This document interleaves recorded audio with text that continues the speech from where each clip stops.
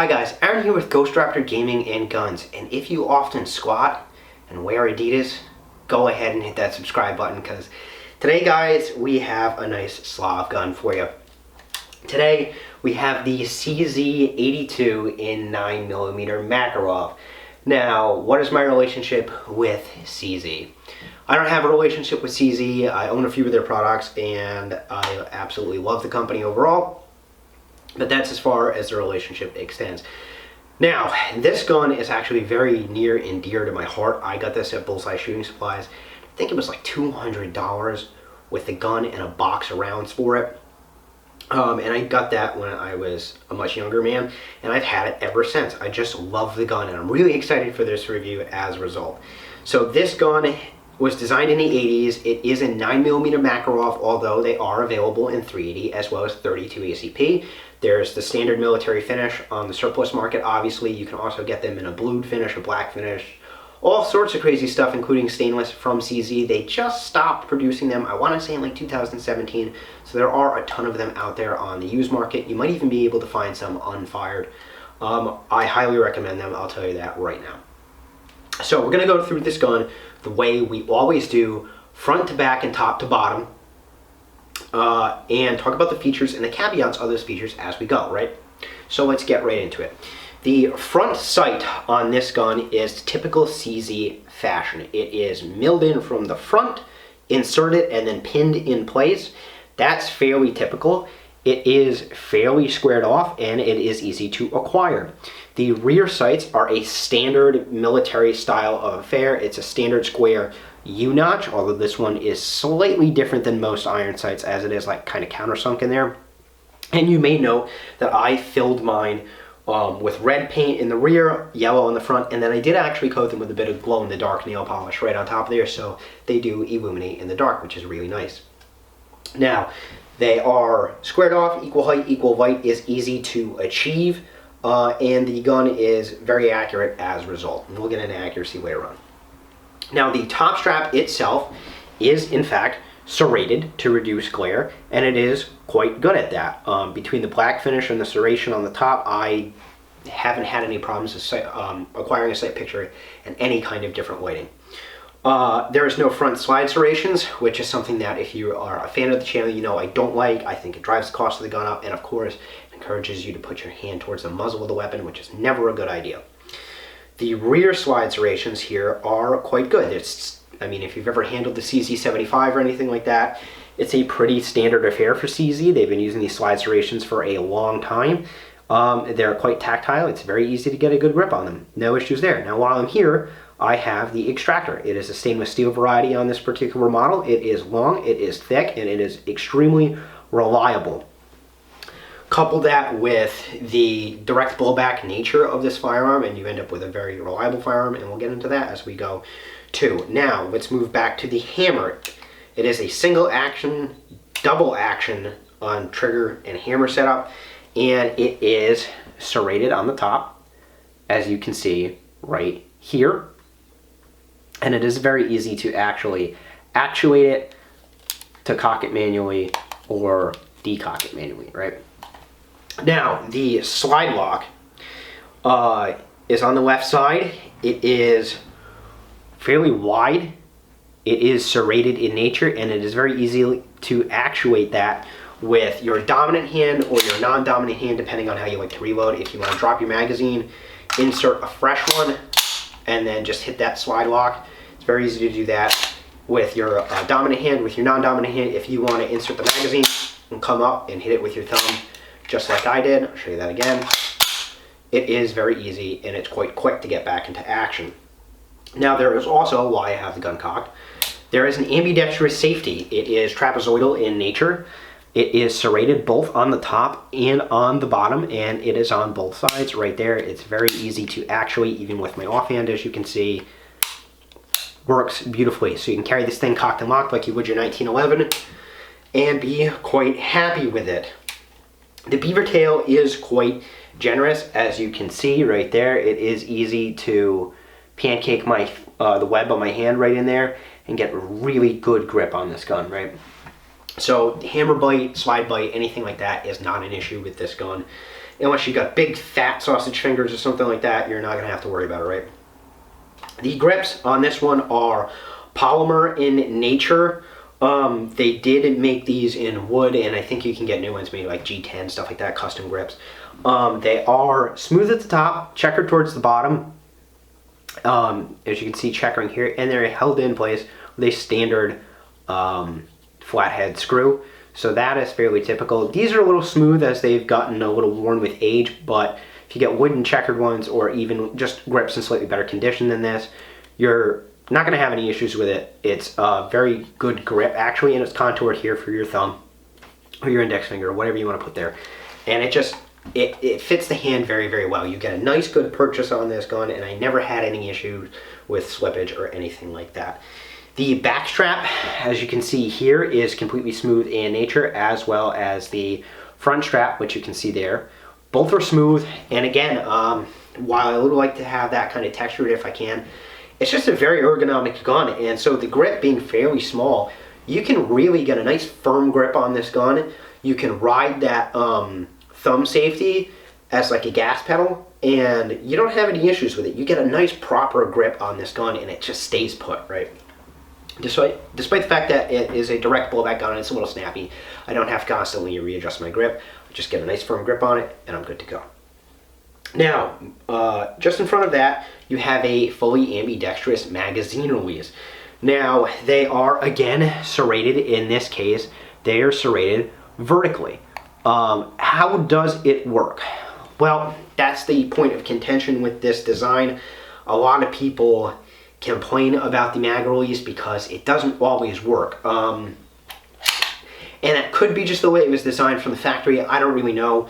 At the time, there was a lot of military doctrines out there that said you want to retain your empty magazine. That's why the Makarov and some other guns have a heel style release, like the, I believe the Beretta 1934 has one, the Makarov has one, and several of the service pistols that were designed in that era had a heel release so you could retain the magazine. Now, sometimes when I hit the mag release on this gun, the magazine will drop free. Sometimes it won't. Typically what you need to do is simply push the magazine release and strip the mag out manually and then reinsert another one. Is it a huge deal? No, not so much. And then sometimes if I noted if I hit it with my middle finger on the right side of the firearm, the magazine will drop free. So it really just depends on how you press it, and believe it or not, it has to do a little bit with how tight your grips are. If your grips are a little bit looser, they tend to drop free better. If they're tighter, it won't do that. So it's up to you how you want to do it, but I did note that if I hit this on the right side with my index finger and give a good old wick flick,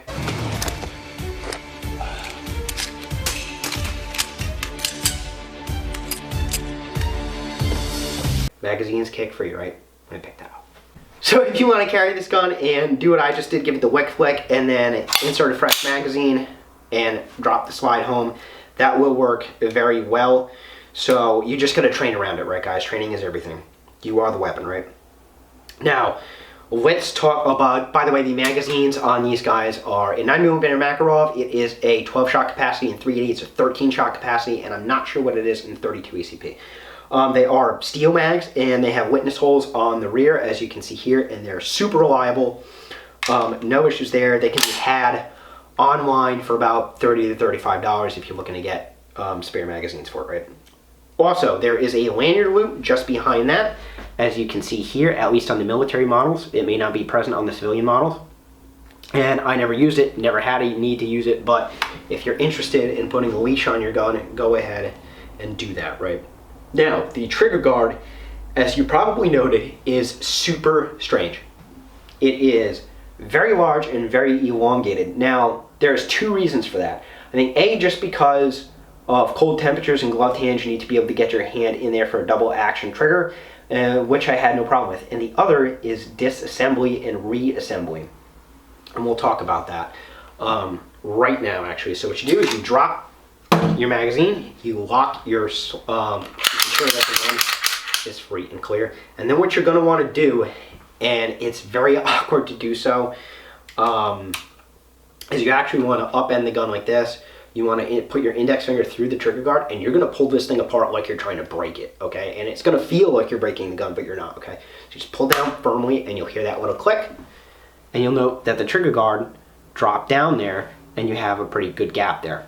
Okay, that's to disassemble the gun, and then all you do is bring the slide all the way to the rear, and lift up, and let it come forward, and off she comes.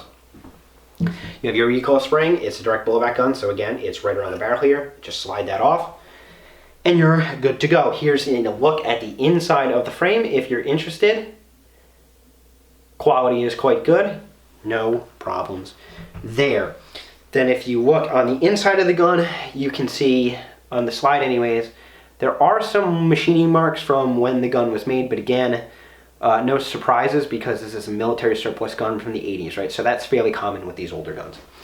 Reassembly process is the exact opposite. Put your recoil spring on around your barrel, drop your slide on like that, bring it all the way to the rear, push it down, let it come forward, slap your trigger guard up in place, function check, you're good to go, right?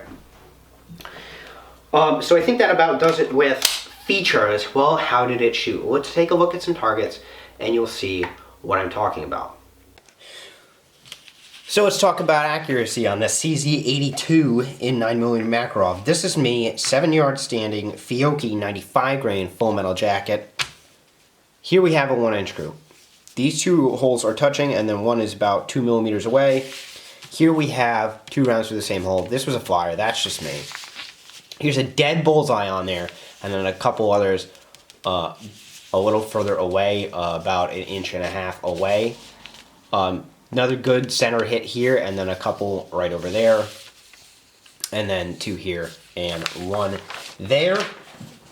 This target is me, 7-yard standing, tool ammo, 92 grain, steel case ammunition. Remember, CZ likes to tune their extractors for steel case, so no issues there.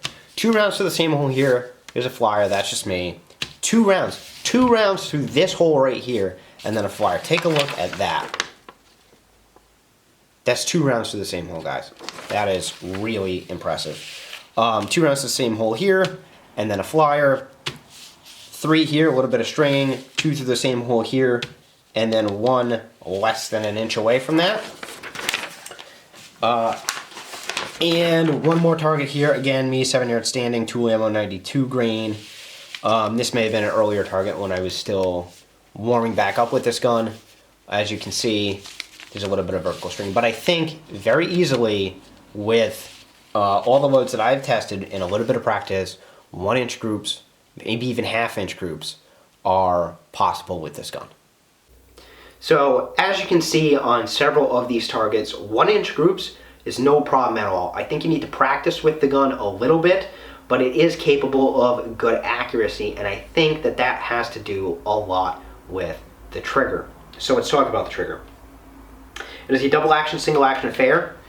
It has some take up here on double action, as you can see, a few millimeters actually, probably about 3 millimeters.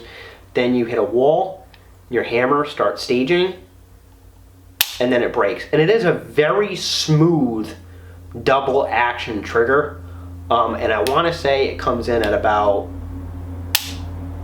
8 or 9 pounds. It's fairly heavy, but it's definitely not the heaviest double action trigger I have ever felt. How about single action?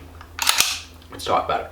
So single action actually has a little bit of take up right there, about 1-2 millimeters, and then you start hitting kind of a spongy wall, and you can see that the hammer actually actuates there.